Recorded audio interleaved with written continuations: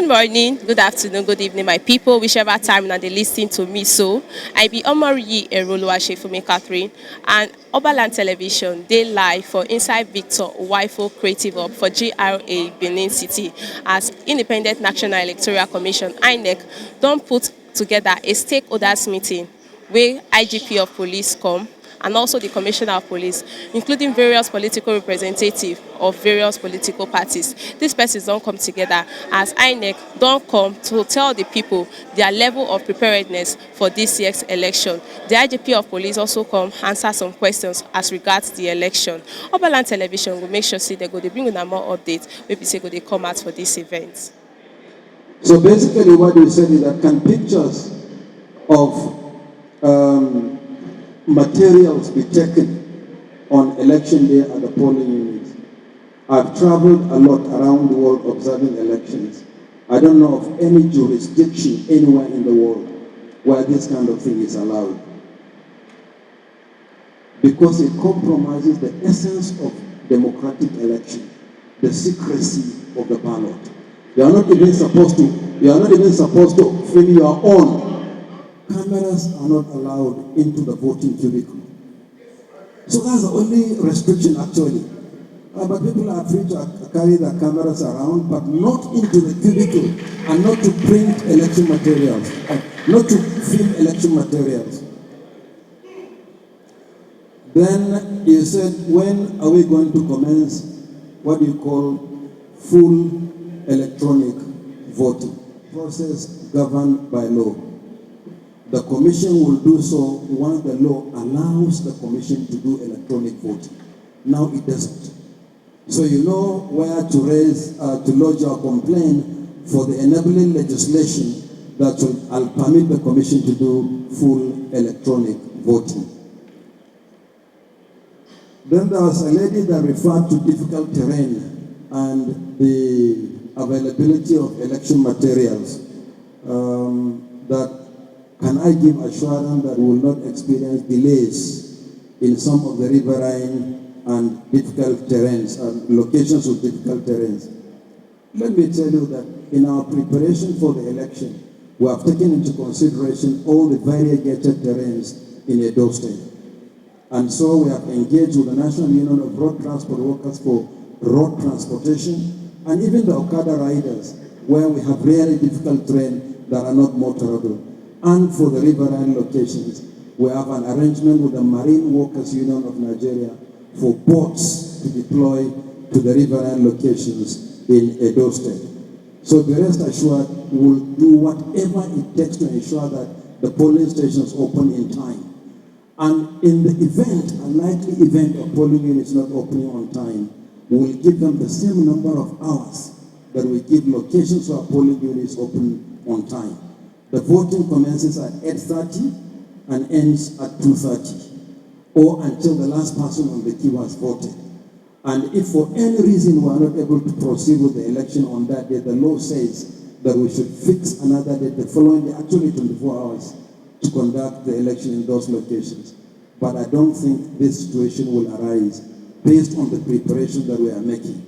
I will still be in Edo until Friday, simply because I want to engage with the National Union of Road Transport Workers and the National Marine Workers Union of Nigeria, MAUN. So we are not leaving any stone unturned to ensure that every polling unit open on time. Individuals happen to be members of your political party, please don't take it as an attack on your political parties. Then secondly, the second one here, okay, the person who made this observation wanted our commitment to the promise made that we will ensure that the people of Edo State exercise their voting rights during this election. The third one is on attack by Edo State Security Corps. The person who asked this question stated that this group were banned or suspended when they shot somebody at the airport, and even during their suspension, they have carried out several attacks. I disagree with you because I'm not aware that the Edo State Security Corps was suspended before those attacks.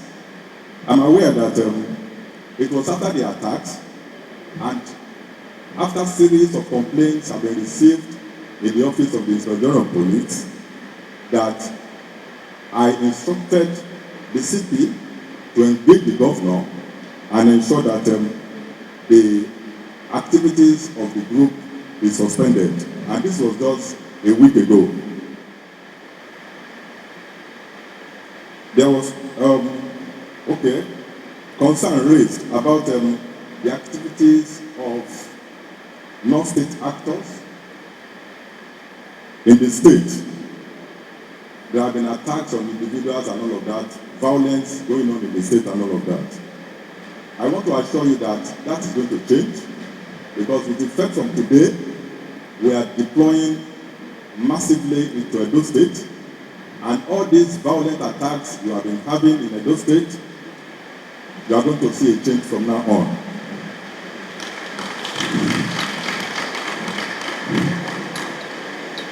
Then there is this one about, you want to know the measures that are going to be taken to sanction any police officers or security officers who compromise on professionalism during the election. Yes, I made the pledge of our commitment to ensuring that our officers behave responsibly and discharge their duties professionally during this election. I didn't just make that pledge. I am working with heads of other security agencies to ensure that all our officers that are going to be deployed are trained to act professionally during this election. And we are going to send senior officers to supervise their conduct during the election.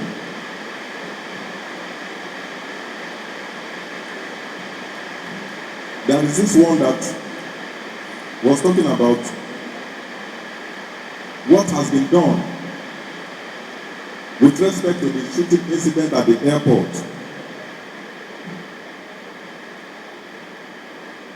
The person who asked the question wanted to know if we have made any arrest with respect to that incident and what has happened to them. And that if this can happen, what is the guarantee that the election will not be marred with violence? I want to tell you that a number of arrests have been made with respect to that incident. It was not just a shooting incident. A policeman was actually killed in that incident. We will not watch why people kill our policemen. We have arrested a number of suspects. A number of weapons have been recovered from them, and they will be charged to court in due course. Use of federal power and presence of military personnel at the polling units. I don't understand what you mean by federal power, but if you are actually talking about federal power, there will be federal power to ensure that the election is held peacefully. Military men will not be deployed to polling units, but military men will be involved in the conduct of this, in the security of this election, and their roles will be limited to securing the exit and entry points into Edo State and helping us to ensure strict enforcement of the order of restriction on movement of persons and vehicles until 18th July, when the shooting incident took place at the airport.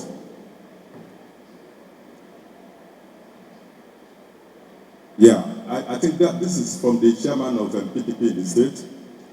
You accuse the IG of being a partisan IG for making arrests in connection with the killing of a policeman at the airport. If that makes me partisan,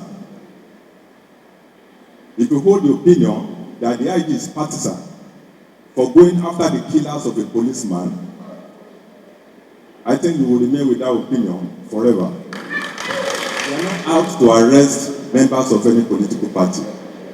This is not the first state the police will be involved in an election under my leadership as the Inspector of Police. We supported INEC in conducting election in Bayelsa, governorship election. We supported INEC in conducting election in Imo and Kogi State.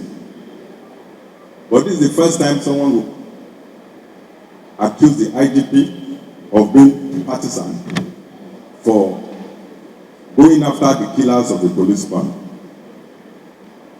Then you also stated that the military arrested an individual and recovered thousands of PVCs in his house, and the IGP is covering that person, covering it up and protecting the person. I want to let you know that this issue you raised, I am not aware of it. The Commissioner of Police is seated here. He didn't report any such incident to me that it happened in Edo State. It was when you raised it that I asked him on the high table if that ever happened in Edo State. And he told me that, yes, something like that happened, but it was a very trivial issue, that 63 voters cards were found with the individual, with the two individuals that were arrested, and that the two individuals even belonged to different political parties. He said he told me that just now that the two individuals have been released on bail, and I have instructed him immediately to send the case file to INEC for prosecution of those. Some of the questions have been answered. Don't really give that confidence. You know, as far as we are concerned, and as far as I am concerned, I think the important thing is for INEC and for PDP to fully create a level playing field so that we can have free and fair elections and good elections. And so I think that should be the goal for everybody, and that's what everybody should be focused on. So do you have any confidence that this election will be free and fair as far as your party is concerned and as a candidate? You know, I thought so until about the 17th of July, but the signals we've seen since the 17th of July suggest that there's bias, there's police bias in favor of a political party. And so that's why we're worried, you know. The police inspector general said now that they were arresting people who had committed offenses, or they thought had committed offenses, but not from one political party. It's ironic that an incident happened.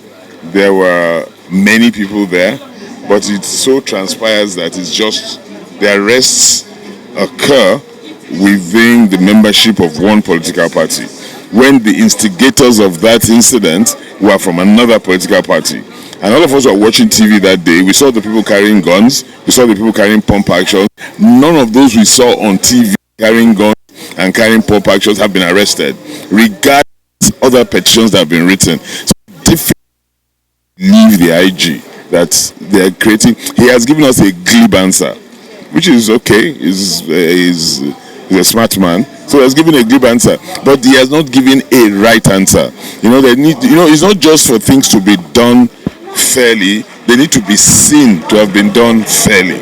And so that's all we're saying. You know, many people cannot be involved in something, so to speak, and then you're only arresting people that are aggregated to one side, and people aggregated to the other side are not arrested, and you say you're not biased, and you say it's not free or fair. So that's all, you know.